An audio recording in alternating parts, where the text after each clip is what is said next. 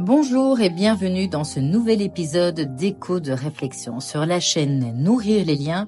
Mon objectif est de vous offrir des ressources pour renforcer vos liens, que ce soit avec vous-même ou avec les autres, car je suis convaincue que le lien est le meilleur antidépresseur qui soit, surtout à cette époque. Et aujourd'hui, j'aimerais parler d'un lien un petit peu particulier, celui que l'on entretient avec nos propres idées, nos propres pensées et qui vont donc influencer notre manière de voir le monde.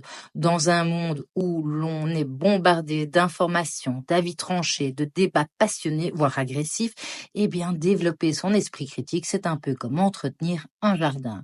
Autrement dit, si on ne le cultive pas, il peut se faire envahir par toutes sortes de mauvaises herbes mentales. Pour le dire autrement, développer son esprit critique, c'est un véritable acte de liberté. Et j'en profite pour vous dire au passage que même ce que je suis en train de vous raconter là, eh bien, prenez-le avec recul. Vous l'aurez compris, la question que j'aimerais déployer aujourd'hui, c'est comment penser par soi-même quand tout autour de nous essaye de penser à notre place. J'ai envie de commencer par rappeler une réalité simple qu'on a tendance à oublier. Notre cerveau n'est pas une machine parfaite.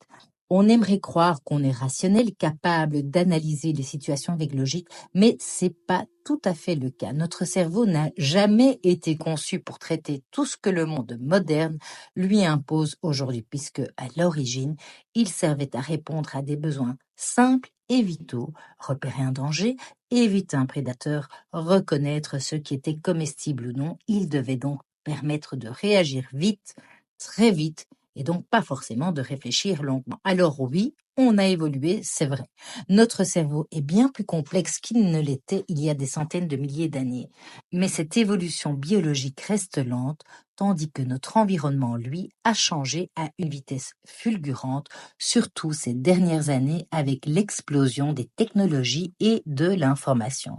Aujourd'hui, on est confronté à une réalité inédite. Chaque jour, on est exposé à des milliers de stimulations, que ce soit des messages, des images, des notifications, des publicités, enfin bref, un tas de décisions à prendre. Et certaines études estiment qu'on reçoit l'équivalent de plusieurs gigaoctets d'informations quotidiennes. Bon, même si ce chiffre est à prendre avec précaution, car la majorité de ces données, elle est évidemment filtrée automatiquement sans atteindre notre conscience, mais ça montre à quel point on est constamment sollicité en permanence. Résultat, on se retrouve avec un cerveau extraordinairement puissant, mais qui reste guidé par des mécanismes qui sont, ne l'oublions pas, hérités du passé. Et face à cette surcharge, notre cerveau va adopter une stratégie de survie bien connue. Il va simplifier. Pourquoi? Eh bien parce que traiter chaque information en profondeur demanderait une énergie et un temps considérable. Or, notre cerveau est programmé pour économiser ses ressources autant que possible. C'est comme ça que, même sans s'en rendre nécessairement compte, eh bien, on va avoir tendance à prendre des raccourcis mentaux.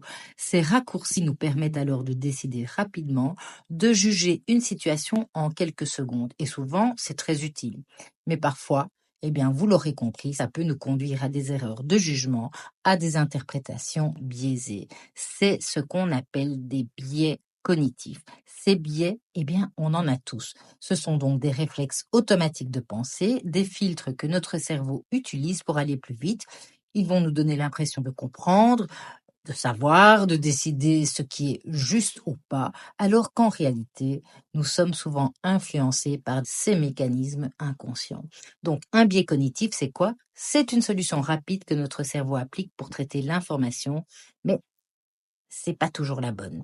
Et ce qui est incroyable, et donc plutôt même fascinant, voire certainement dérangeant, c'est que même si on connaît l'existence de ces biais, on continue à tomber dedans. Parce que ces mécanismes sont profondément inscrits dans notre fonctionnement. Alors la vraie question, c'est pas nécessairement comment les éviter, car il est impossible de s'en débarrasser complètement, mais plutôt comment apprendre à repérer ces biais cognitifs. Comment développer une forme de vigilance face à ces automatismes qui peuvent parfois fausser notre jugement, donc fausser nos décisions et même finalement nos relations aux autres. Je vais vous donner ici quelques exemples de biais cognitifs très concrets. Commençons par le biais de confirmation, et c'est l'un des plus puissants. On a tous tendance à chercher ce qui confirme ce qu'on croit déjà et à ignorer ce qui pourrait contredire nos idées. On va prendre un exemple très actuel. Si je vous parle de la guerre en Ukraine, si on a déjà une opinion bien arrêtée sur qui est le bon, qui est le mauvais, donc notre cerveau va inconsciemment filtrer l'information. On va avoir tendance à retenir les vidéos, les articles, les témoignages qui renforcent notre point de vue et donc finalement d'écarter tout ce qui viendrait le nuancer. Et c'est humain, mais c'est aussi le meilleur moyen de rester enfermé dans nos certitudes sans jamais ouvrir la porte à la complexité. Un autre type de biais cognitif est le biais d'ancrage. Le biais d'ancrage, c'est le fait de rester fixé sur la première information que nous recevons, même si elle est incomplète ou si elle est dépassée. Le tout début de la crise de la Covid, les premières images de pénurie, les chiffres alarmants, beaucoup d'entre nous ont conservé ces premières impressions comme des repères, même lorsque la situation a évolué et que de nouvelles données, et on voit qu'on continue à avoir des nouvelles données, qu'il y a des nouvelles enquêtes qui sont là, viennent affiner la compréhension de ce qui se passait alors. Et donc notre cerveau aime s'accrocher à ce premier point d'ancrage car ça va lui éviter finalement de réévaluer constamment la situation. Le biais émotionnel, alors celui-là, il est très redoutable, surtout avec les réseaux sociaux dans lesquels nous baignons tous. On a tendance à croire qu'une information est vraie simplement parce qu'elle nous touche, nous choque ou elle nous indigne. Donc, prenons l'exemple d'une image forte qui circule, que ce soit un enfant blessé, une scène de violence, une personne en détresse.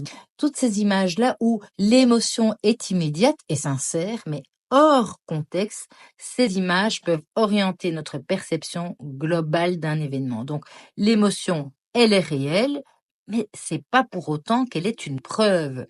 Et c'est l'un des grands pièges de notre époque, c'est-à-dire qu'on confond ce qu'on ressent avec ce que l'on pense savoir. Qu'on peut voir sous un titre Les États-Unis plongent dans le chaos. Notre cœur peut s'emballer, la colère, l'angoisse monte et on l'a vu sur les réseaux sociaux. Et puis finalement, est-ce que ce titre reflète une réalité objective ou bien est-ce que ça joue simplement sur notre émotion pour capter notre attention? Alors évidemment, moi je ne suis pas là pour vous dire de quelle manière penser, mais finalement, pourquoi est-ce que c'est si difficile de se libérer de ces différents biais cognitifs? Parce que tous ces biais, tous ces raccourcis, vous l'aurez compris, donc ces réflexes, ils ont tendance à nous rassurer. Ils nous donnent l'illusion de comprendre un monde complexe, nuancé et de nos jours très incertain. Ils vont simplifier notre rapport aux choses, ils vont nous éviter de douter et donc nous offrent finalement des réponses rapides.